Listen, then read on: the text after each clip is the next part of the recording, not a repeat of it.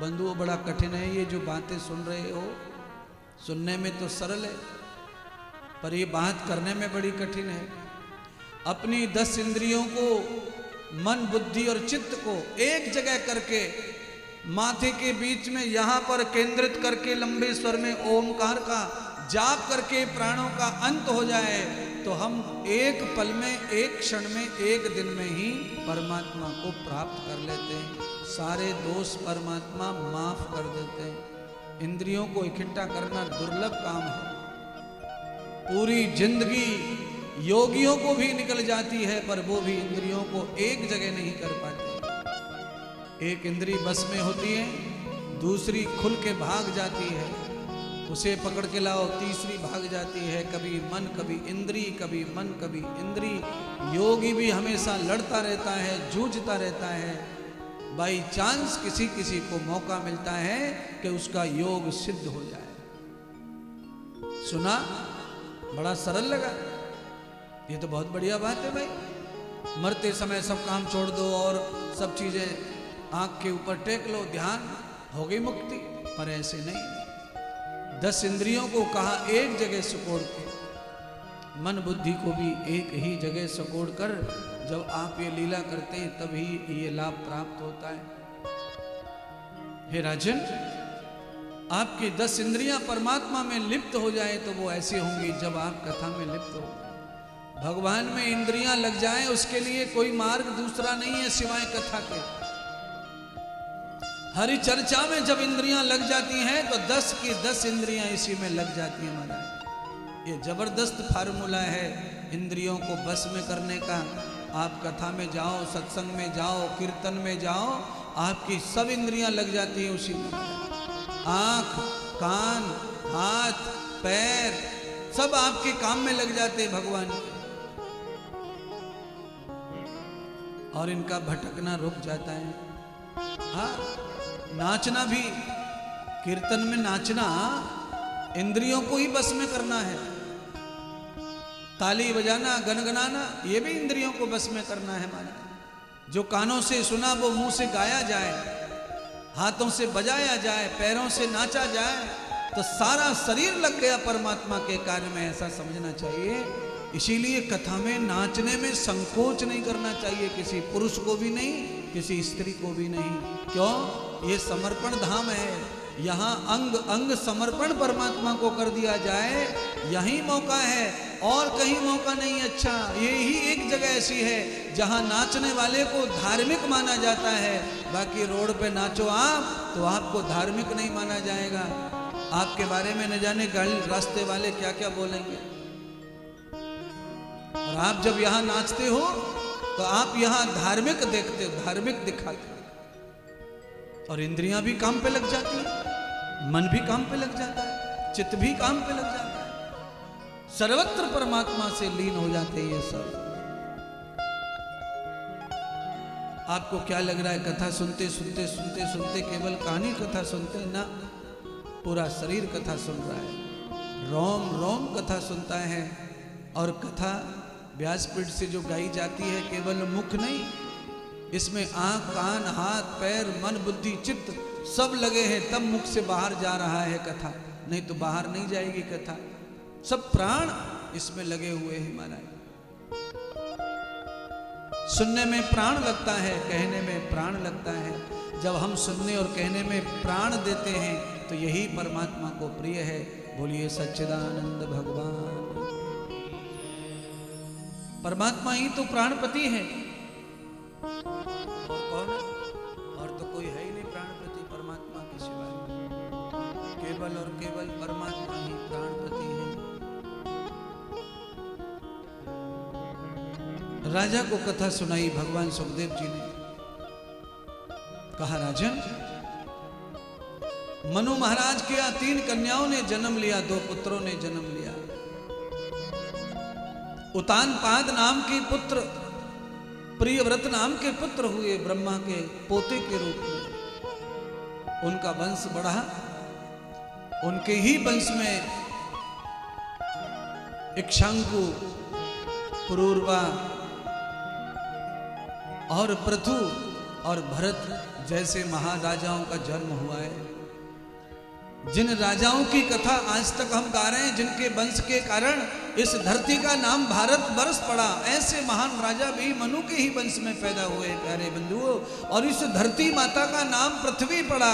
ऐसे महाराज पृथु जो गाय के आंचल से ही सृष्टि कर रहे थे, आंचल से गाय के दूध से कल्पना के साथ सृष्टि हो रही थी। ऐसे महान राजा, तपस्वी राजा, जिन्होंने पूरी धरती को पृथ्वी के रूप में सजा करके पैदाइश कर दिया, जन्म कर दिया। धरती से फसल पैदा करने वाले राजा भी मनु के ही वंश में पैदा हुए। आप कथा सुनते हैं, जानते हैं कि उतानपाद राजा को 2 पत्नी थी, सुनीति और सुरुचि। सुरुचि का विवाह बाद में हुआ, पहले सुनीति का विवाह हुआ। पुत्र लंबे समय तक जब सुनीति के गर्भ से नहीं हुआ तो सुनीति ने ही अपने पति का वंश चलाने के लिए सुरुचि के साथ विवाह करवा दिया था। सुरुचि के साथ में राजा उतानपाद का मोह अधिक लग गया और सुनीति को घर के बाहर निकाल दिया, दासी के रूप में रहने लगी। समय आने पर राजा को 2 पुत्र हुए। सुरुचि से एक पुत्र हुआ उत्तम और बाद में सुनीति से भी एक पुत्र हुआ ध्रुव। 2 से 4 वर्ष बीते बालक ध्रुव को। आज अपनी मां के पास में आकर के बालक ने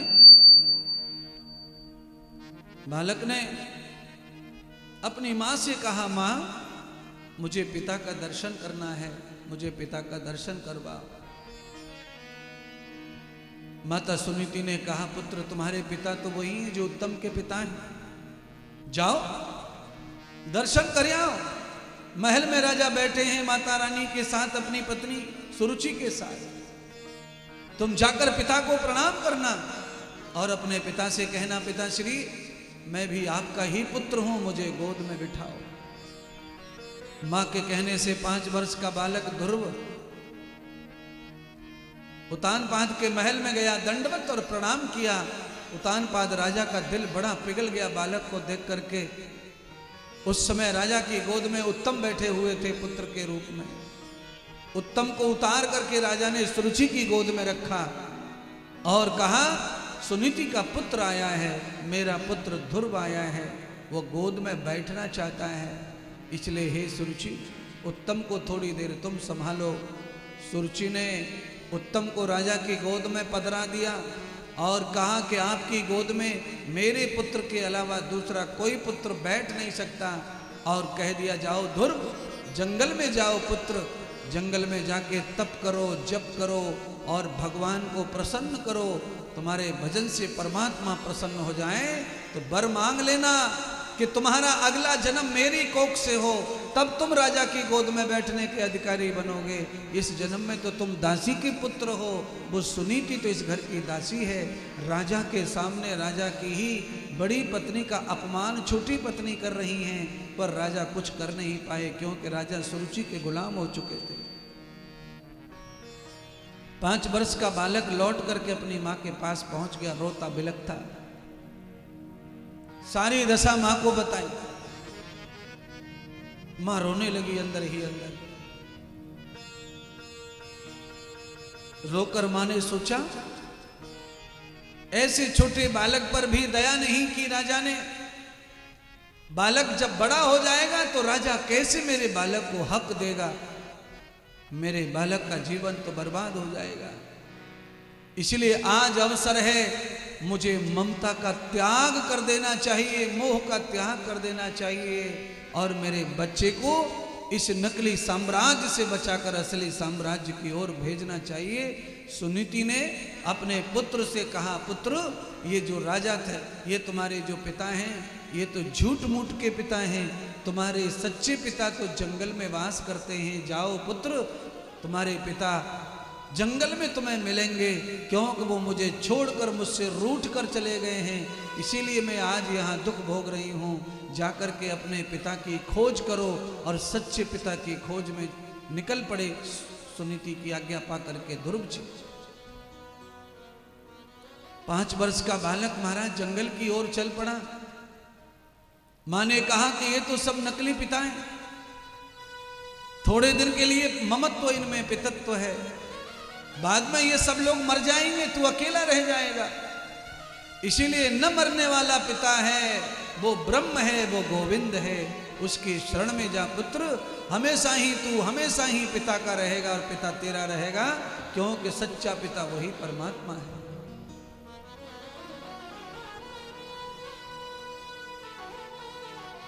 पांच वर्ष का बालक ध्रुव निकल गया घर से, बहनों भाइयों। अकेला बालक जा रहा है, रोता बिलखता डरता हुआ। नारद जैसे महान संत मिले मार्ग में। नारद जी ने बालक को पहचान लिया। अरे ये बालक तो राजा उतानपाद का है, ये बालक तो मनुवंश का है। इतनी रात गई, ये बालक जंगल में कहां जा रहा है? नारद ने बालक को पकड़ करके पूछा, रास्ता भूल गए हो घर का? चलो मेरे साथ। बालक ने कहा, रास्ता नहीं भूल गया, मेरे परमात्मा मेरे पिता जंगल में भाग आए मेरी माँ को छोड़ करके, इसीलिए मेरी माँ ने मुझे पिता की खोज में भेजा है। जब तक मेरे पिता नहीं मिल जाते तब तक मैं कहीं नहीं जाऊंगा नारद जी। तो नारद जी को ये पता चल गया कि ये बालक नकली नहीं, ये बालक असली पिता की खोज में निकला है, तो क्यों ना इस बालक को रास्ता दिखाया जाए। नारद जी ने ध्रुव को शिष्य बना लिया, उसके कान में मंत्र दे दिया, नमो भगवते वासुदेवाय, और कहा इस मंत्र को जपते हुए आगे चले जाओ। मार्ग में यमुना महारानी आएंगी, उनके पास में जाकर मधुवन नाम का तीर्थ आएगा वृंदावन में, वहां बैठ जाना और इस मंत्र का जाप करना। कुछ ही दिनों में पिता तुम्हारे आ जाएंगे, घर बैठे तुम्हें प्राप्त हो जाएंगे। नारद जैसे महान गुरु को पाकर के, नारद जैसे महान गुरु को पाकर बालक ध्रुव वृंदावन की ओर बढ़ा।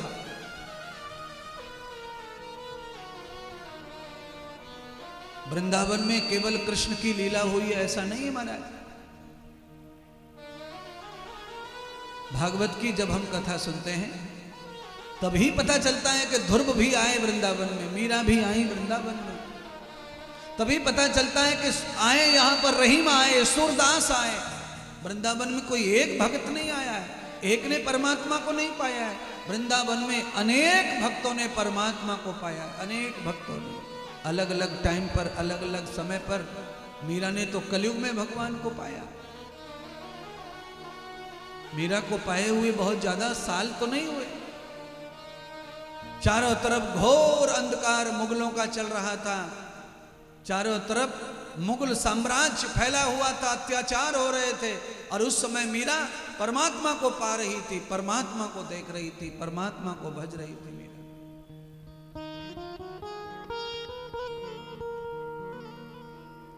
वृंदावन के लोगों ने मीरा से भी सवाल किए थे, क्यों पागल हो गई है?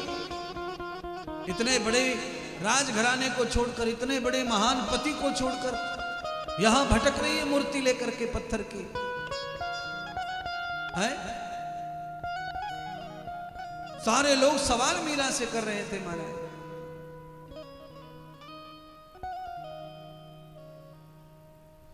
क्या लागे गोपाल मीरा तेरा क्या लागे, क्या लगे गोपाल मीरा तेरा क्या लागे, क्या लागे गोपाल मीरा तेरा क्या लागे, क्या लागे गोपाल मीरा तेरा क्या लागे, क्या लागे गोपाल मीरा तेरा क्या लागे, क्या लागे गोपाल मीरा तेरा क्या लागे।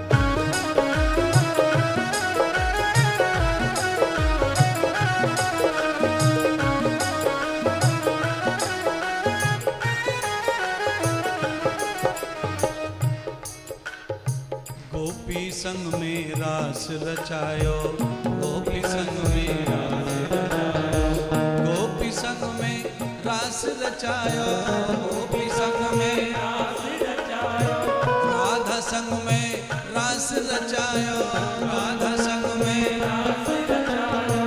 अरे भाई, राधा और गोपी के बारे में सुना है कि संबंध कुछ है, पर तुम्हारा क्या, तुम क्यों भटक रही हो मीरा? राधा संग में रास रचायो, राधा संग में रास रचायो, राधा को भरता गुप्त रखोगे, राधा का भरता मेरा तेरा क्या लगे गोपाल मेरा तेरा क्या लगे गोपाल मेरा तेरा क्या लगे गोपाल मेरा तेरा क्या लगे गोपाल मेरा तेरा क्या लगे गोपाल मेरा तेरा क्या लगे गोपाल मेरा तेरा क्या लगे गोपाल मेरा तेरा क्या गोपाल मेरा तेरा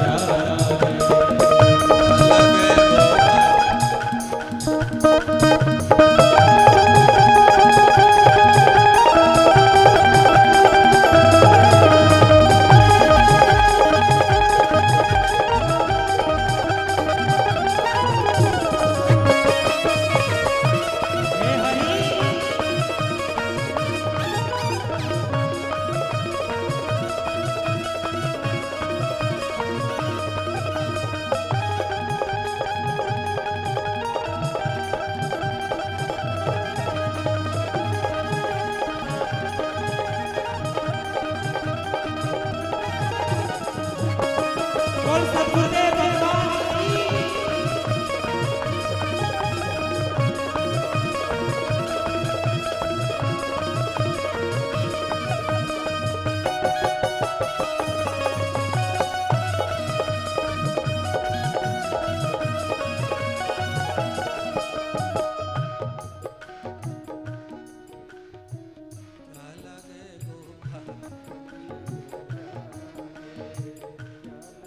पूरा बंद करना पड़ता है माइक, तो जब बोलता है ये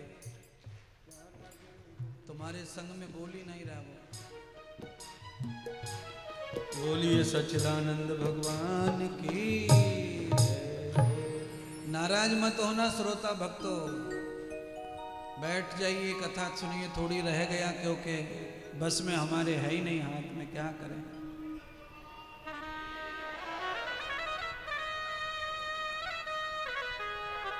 आपकी खुशी के लिए भी अच्छा अच्छा है सब कुछ।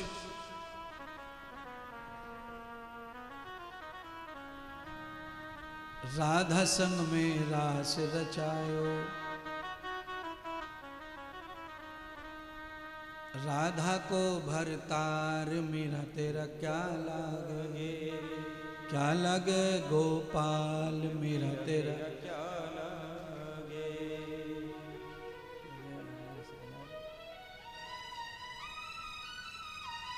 सुखदेव जी भगवान राजा परीक्षित को कहने लगे, राजन, ध्रुव ने भगवान के इस पावन मंत्र का जाप किया, श्री धाम वृंदावन मधुबन में आहार का त्याग किया और आहार का त्याग करके 6 महीने नमो भगवते वासुदेवाय मंत्र का जाप किया। यमुना माता ने कृपा करके बालक के ऊपर आज साक्षात भगवान कृष्ण प्रकट हो गए उसके सामने। 5 वर्ष के उस बालक को उठा लिया परमात्मा ने, कहा, पुत्र मेरी गोद में हो तुम, मैं तुम्हारा पिता हूं। आज उस 5 वर्ष के बालक ने सच्चे पिता को मात्र 6 महीने में बैठकर एक ही जगह पर बुला लिया, प्रकट कर लिया, प्राप्त कर लिया। ऐसी भागवत की कथाएं हैं महाराज, जिनमें छोटे छोटे बालकों ने भी परमात्मा को पाया है, परमात्मा आए और उनकी इच्छा पूरी की। ध्रुव को लेकर के भगवान उनके घर गए। राजा उत्तानपाद को पैरालाइज हो गया था, बीमार हो गया था, राजा का शरीर कंडम हो गया था, गल गया था, खटिया में सड़ गया था। अपने पुत्र के साथ जिस तरह का कपट राजा ने अपनी पत्नी की आज्ञा में रहकर किया, उसका दंड राजा को मिला। बालक ने भगवान को पा लिया। आज ध्रुव की वजह से राजा उत्तानपाद को दर्शन परमात्मा के हुए। औलाद जब श्रेष्ठ निकल जाती है तो माता पिता को प्रभु का दर्शन कराती है। इसीलिए ऐसे तो साधना तप और भजन करके तो दर्शन कराने वाली औलाद शायद ना पैदा हो कलयुग में। मैं यहाँ बैठकर सबसे कहना चाहता हूँ, जितने भी लोग बैठे हैं, पुत्र के रूप में अपने माता पिता को तीर्थ जरूर कराओ। बद्रीनाथ, केदारनाथ, जगन्नाथ, रामेश्वरम, ये सब तीर्थ करा के द्वारका का दर्शन करा दो। ये 7 पुरियों का दर्शन अपने माता पिता को अगर औलाद करा देती है सुखपूर्वक, तो औलाद का भी भजन समाप्त हो जाता है और माता पिता का भी उद्धार हो जाता है।